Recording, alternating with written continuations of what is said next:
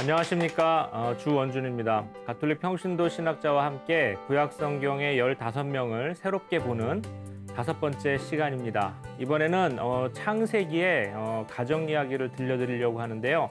창세기는 아브라함과 이삭과 야곱 그리고 요셉의 집안 이야기를 전합니다. 이 작고 가난한 성밖의 백성들의 이야기라고 할 수 있는데요. 이 이야기를 이렇게 따라가시다 보면 조금 이 백성의 이야기는 다른 고대 근동의 어떤 왕의 이야기라든지 우리가 전해오려는 신화적인 이야기와는 조금 다른 면이 있다라는 것을 이번 강의를 통해 아실 수가 있을 겁니다. 백성의 기원이 된 가정의 이야기를 함께 들어보시도록 하겠습니다. 우선 창세기는 아브라함과 이삭과 야곱과 요셉 이 4대에 걸친 이야기다.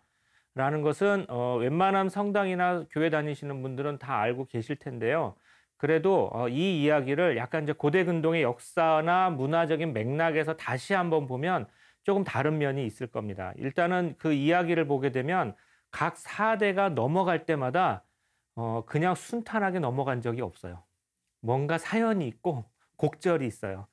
결혼할 때도 그냥 결혼이 아니라 다 이유가 있고 특히 이번 시간에는 기존의 우리 신학에서는 이 4대의 아버지들의 이야기, 할아버지들의 이야기가 많았거든요. 아브라함 할아버지, 이삭 할아버지, 야곱 할아버지인데 제가 오늘 들려드릴 시간은 할머니들의 이야기를 좀 해드리려고 해요. 여기 보면 할머니들의 이야기도 다 있거든요. 그래서 성경을 이렇게 통으로 읽으시는 분들은 이건 그냥 줄줄줄 읽고 하시지만 만약에 이제 오늘처럼 요런 부분은 또 이런 면이 있구나라고 한번 이렇게 작게 들려주시는, 작게 이해하시는 것도 좋을 것 같아요.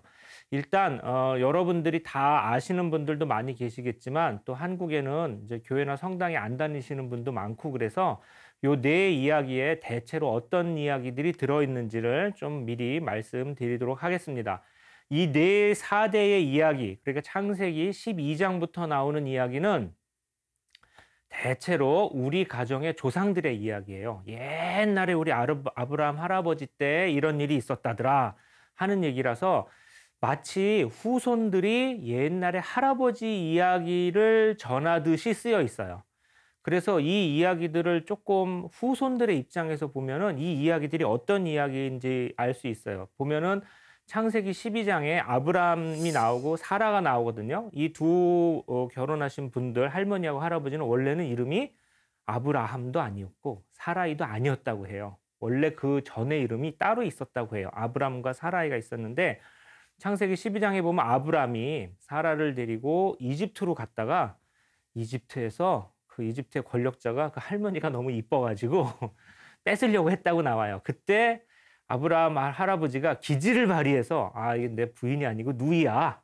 이래가지고 할머니를 구했다는 이야기가 나오는데 이거를 우리가 역사적인 이야기로 볼 수도 있겠지만 후손들의 입장에서 봐봐요. 그러면은 그때 우리 할아버지가 머리는 좋았는데 약간 윤리적이진 않은 것 같지만 그렇게 해서라도 또 우리가 버텨야 됐으니까 또 그런 세월도 살아오신 거야. 이렇게 이해할 수 있는 이야기예요.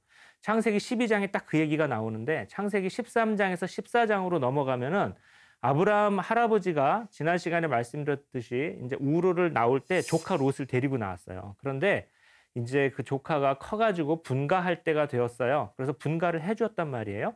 근데 14장에서 분가를 했지만 이 롯이 위기에 닥치니까 아브라함 할아버지가 집안의 장정들을 모아가지고 같이 싸워준 이야기가 있어요. 이걸 보면은 그래도 저 롯 집안, 그 롯도 사실은 그때 보면 하나의 또 할아버지였겠죠.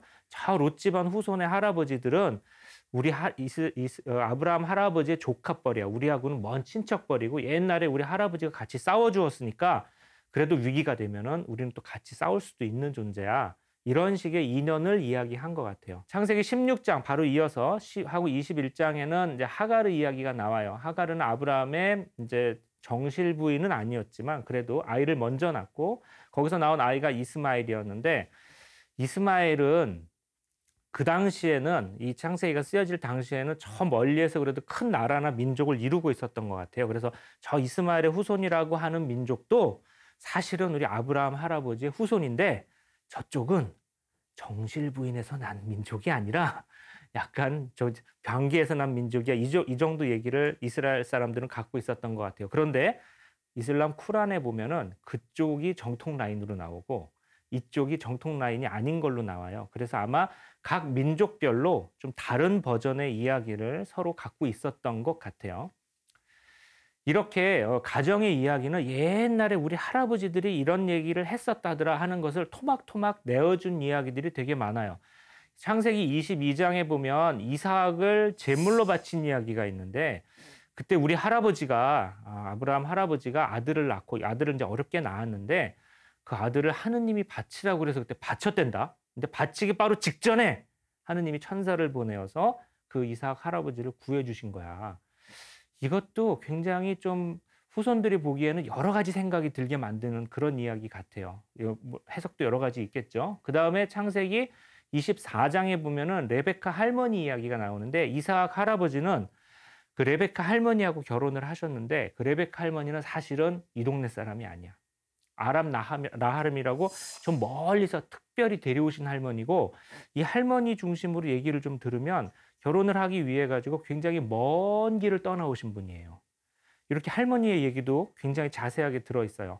야곱과 에사우 이야기가 27장에 나오는데요. 27장에는 원래는 큰아들이 에사우였는데 죽 한 사발에 넘겼다는 거야, 이 장자권을. 이상하지? 그러니까 우리는 비록 둘째 아들 야곱의 후손이지만 우리가 장자권을 가진 거야. 그런데 이 장자권을 넘어온 과정에 보면 살짝 속임수를 쓰거든요.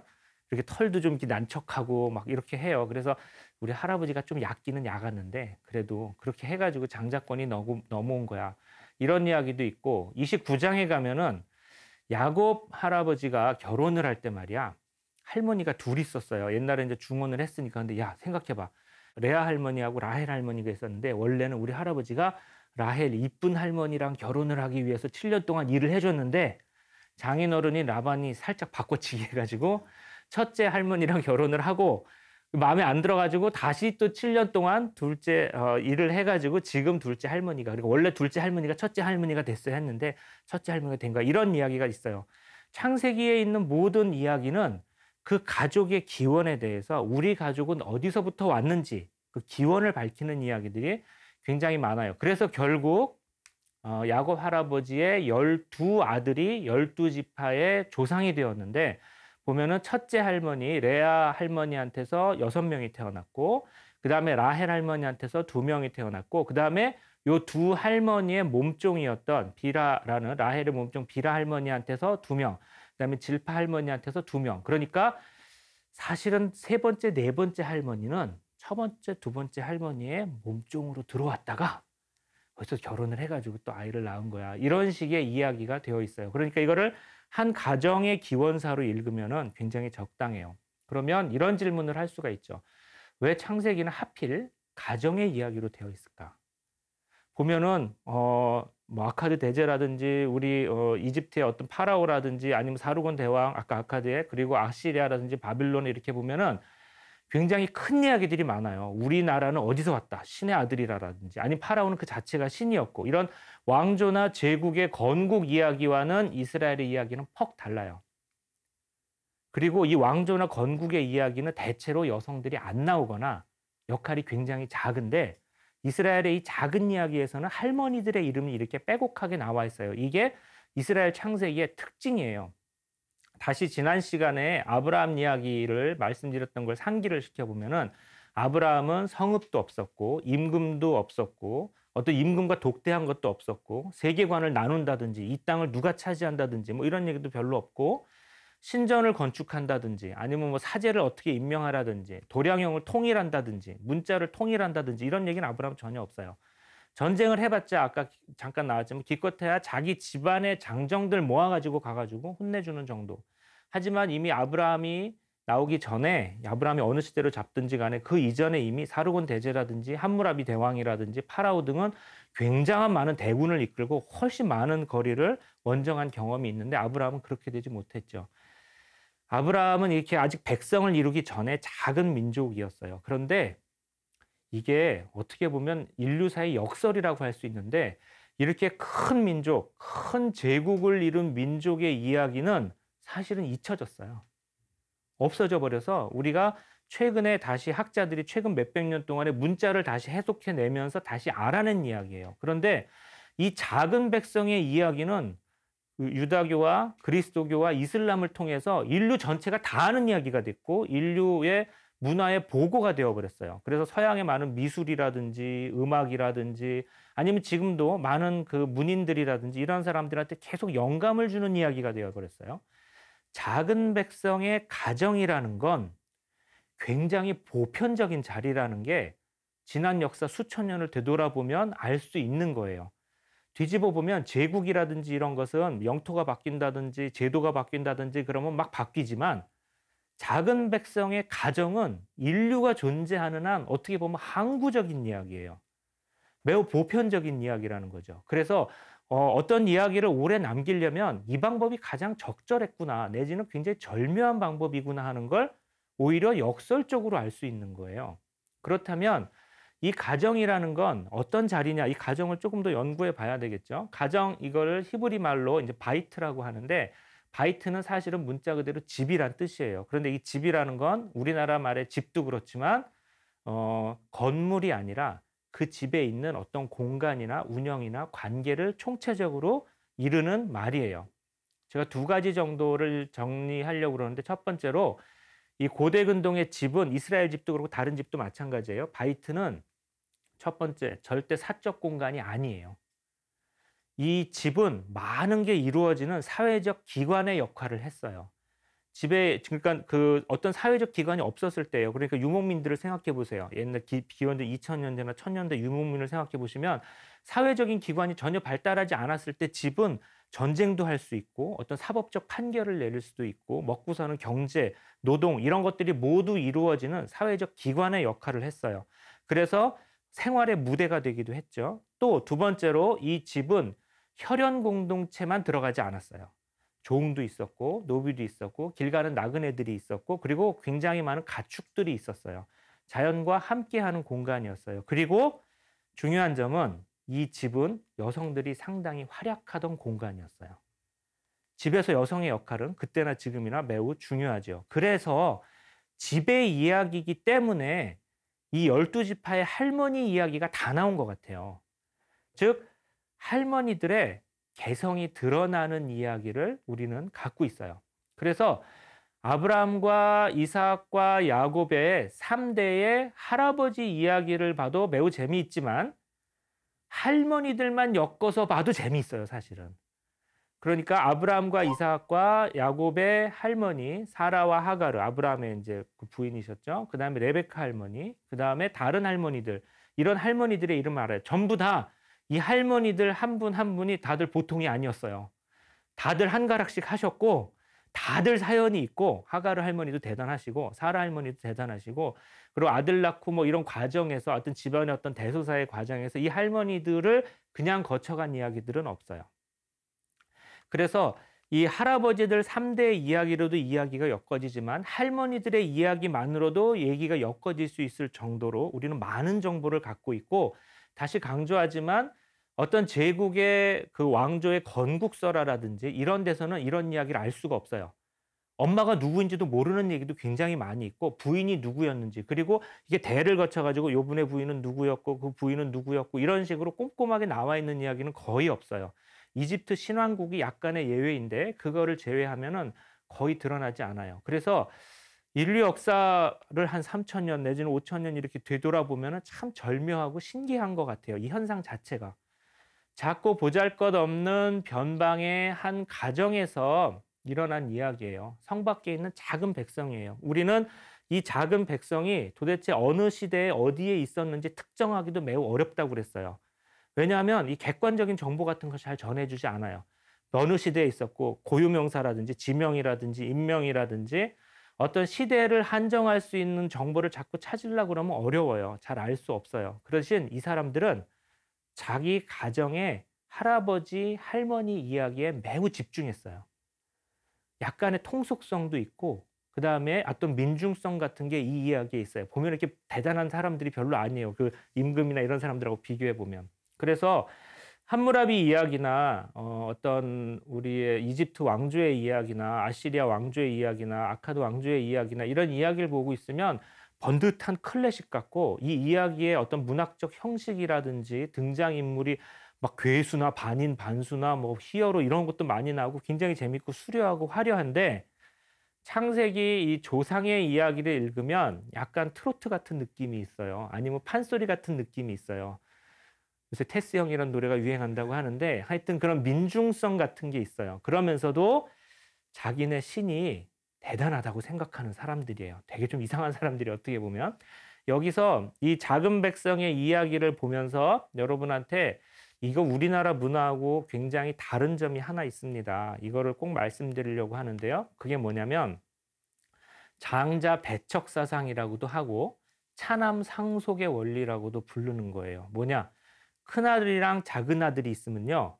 큰아들이 제대로 있는 법이 거의 없어요. 다 막내한테 가거나 둘째 아들한테 가요. 이스마엘하고 이삭이 있었죠. 먼저 태어난 건 이스마엘이지만 이삭이 이었죠. 에사우하고 야곱도 에사우가 먼저 태어났지만 사실은 요렇게 해가지고 약간 안 좋은 방법 같이 보이지만 야곱한테 갔어요. 요셉은 형제 중에서 동생이었어요.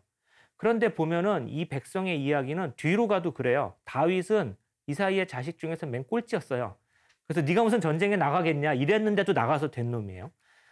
다윗의 아들은 우리가 전하는 아들이 여럿 있지만 그래도 장자는 압살롬이었죠. 그리고 밧세바한테서 저 뒤에 난 사람이 솔로몬이었는데 어디로 이어졌어요? 솔로몬으로 이어졌어요. 압살롬은 오히려 반란했다고요. 그래서 막 다윗하고 전쟁하고 막 이랬잖아요. 이게 굉장히 달라요. 유교 사상에서는 우리는 무조건 큰아들이잖아요. 그죠? 무조건 장자잖아요. 그냥 큰아들이 모든 걸 이으면 정상이라고 생각하는데 창세기 이야기부터 이 이스라엘 백성의 이야기는 작은 아들에 주목해요. 그래서 이 이야기를 자꾸 보고 있으면은 세상사에서 큰아들에 주목하는 게 사실은 정상적이죠. 저도 아들이 둘이지만 먼저 난 아들에게 먼저 보이기는 해요. 하지만 작은 아들, 미소한 사람, 작은 사람한테 시선이 가게 만드는 효과가 있어요. 이 이야기가. 죄송합니다. 저도 큰아들인데 이렇게 보면 큰아들이신 분들 너무 기죽지 마시고요. 장자는 또 장자 나름대로 훌륭한 게 있으니까. 어쨌든 이 이야기가 이런 특징이 있다는 거예요. 그래서 제가 이제 뭐 교회나 성당이다 이렇게 보면은 우리 어떤 공동체의 큰아들 같은 사람이다. 이렇게 얘기하면 저는 저거 성서적이지 않은데 이런 생각이 들어요. 뭐 장자교단 막 이런 말도 쓰고 그러는데 아니 성경에 따르면 저거는 별로 안 좋은 건데 오히려 우리 공동체에서 굉장히 작고 미소한 사람이지만 이 사람을 통해서 하느님이 큰 일을 이루실 수 있습니다. 이렇게 생각하는 게 그리스도교적이라고 생각하는 거예요. 성서적이라고 생각하고.